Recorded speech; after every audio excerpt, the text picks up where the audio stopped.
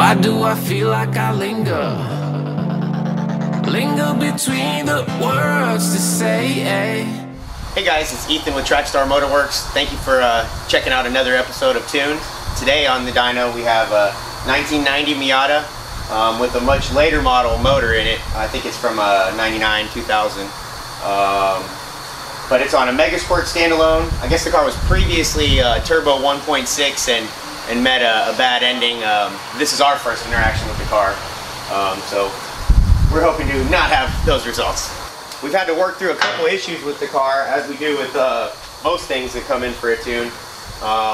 It had a 255 fuel pump and it's on ethanol, so that 255 fuel pump was perhaps at the end of its life.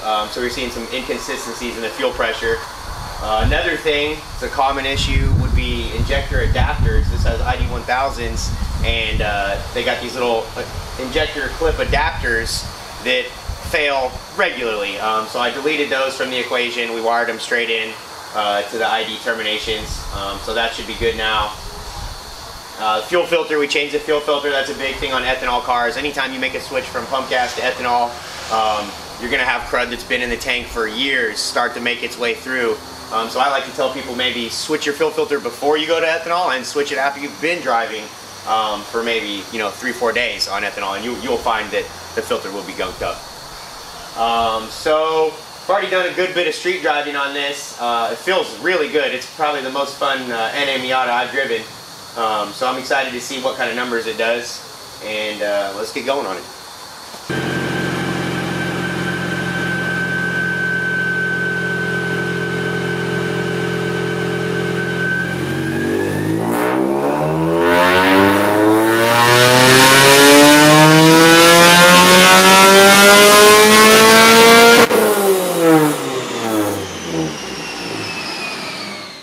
So we just made our first pull in the Miata. Not a bad number right off the rip there. 154, 140 torque. It was a pretty smooth looking curve, in fact. But when I look in the data log, it's not displaying right yet. But then yeah, in the data log here, this white line is the AFR, so there, and this green line is the throttle position. So here's like the beginning of the run right here.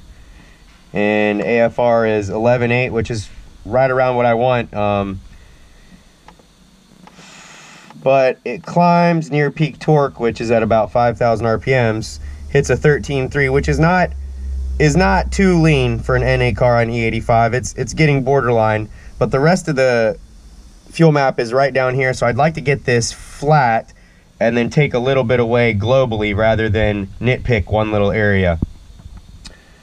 Other items look pretty good. The like injector pulse width is smooth, no weird stair steps or anything like that.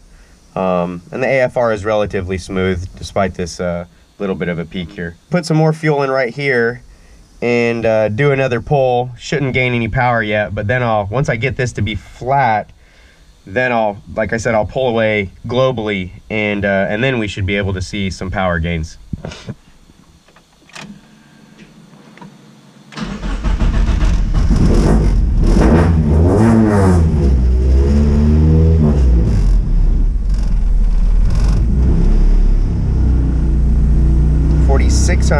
Is where we start needing to add, and 5,800, so pretty much there's a 1,000 RPM band. 4,600 to 5,600 is just a little bit leaner considering the rest of the run.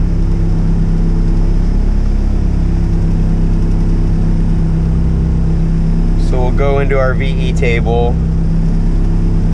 and 4,600. So we're in this area right here. We need to bump that up some more. We're here to take control over your body and over your soul. We're gonna Still a little cold on coolant temperature to begin the run. I think that's something that's often overlooked, is most vehicles, most tunes don't get stable until like 170, because anything prior to 170 you've got cold enrichments and timing adjustment, things going on for the car warming up. So if whether you're doing a dyno pull or a street pull or a going to the track, especially at the track, a lot of times I've seen cars that people like to turn their cars off in the pits, and the car will cool down so much that by the time they get up to the line and they start it up, now they've got a cold car. And lots of things in many cars, like say if it's a car that has any kind of variable valve timing, that's not going to activate if it's cold. The car is going to run really rich. So those are all things that need to be taken into consideration when you're racing and trying to get the most out of your car. You can have a car that's already optimized, but if you're operating it at the wrong temperature, you're out of luck. Yeah, to take control over your body and over your soul. Take back everything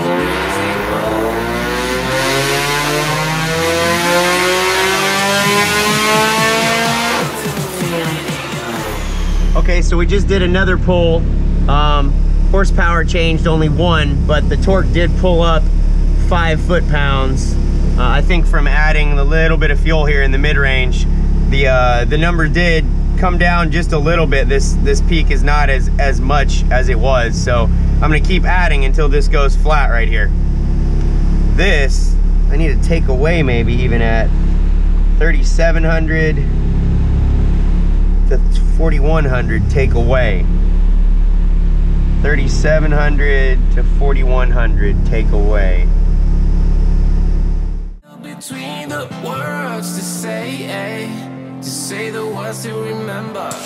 Now we're here to take control over your body and over your soul. We're gonna take back everything and lose it all. Lose it all. Lose it all. Feel it in your heart. Feel it in your eyes. Feel it in your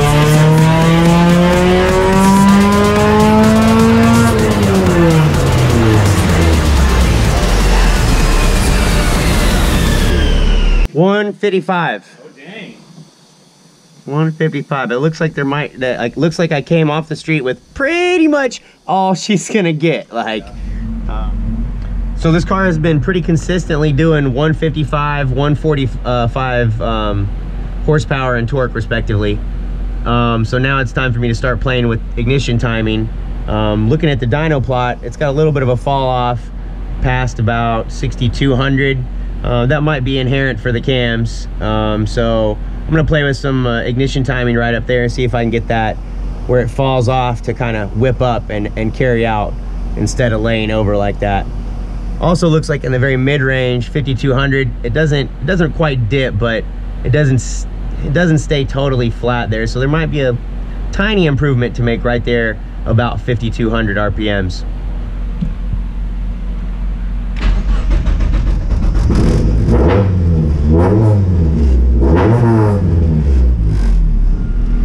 Let's see if it likes 1 whole degree being added in, and then I'll get nitpicky with it.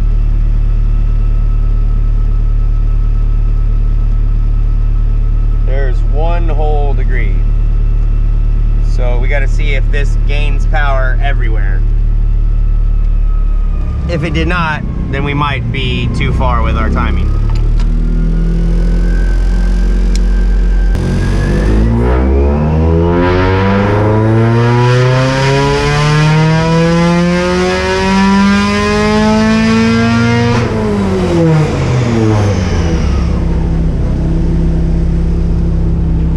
There we go, 159.8 and 150 torque. So solid gain from that degree added. I'll probably try to add another one and see if these gains continue, though I suspect that we're starting to get close to MBT. Well, that got me another, I'm right at 160 now. What? Dang. Squeezing all the juice. All of it. All the juice. I think factory these 1.6 might lay down like 120, 115, like, yeah. So he's done the right stuff to this, and yeah. E85 in the tune is, yeah, I mean, it's got a lot of timing in it. I'll be surprised if it continues to gain another 5 horsepower with this 1 more degree that I'm about to add.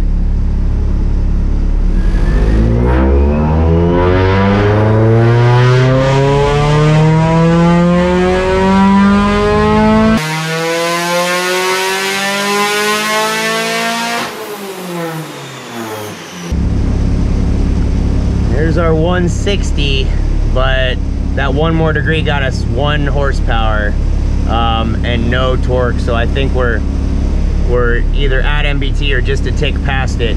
On E85, you can definitely go past MBT, and power will start to drop.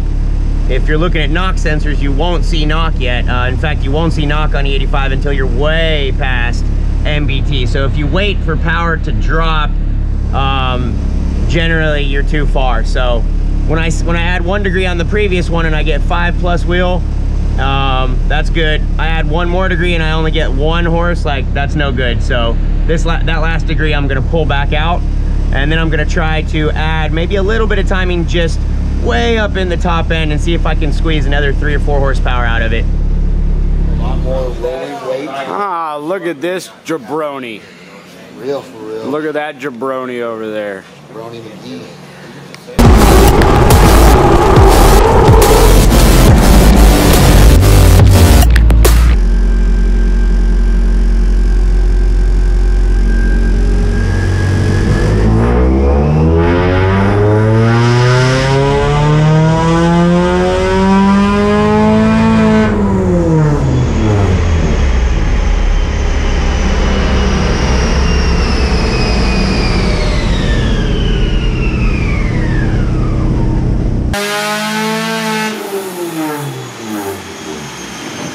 All right.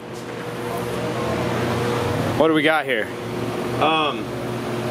So final numbers ended up 160 wheel horsepower and 149 torque.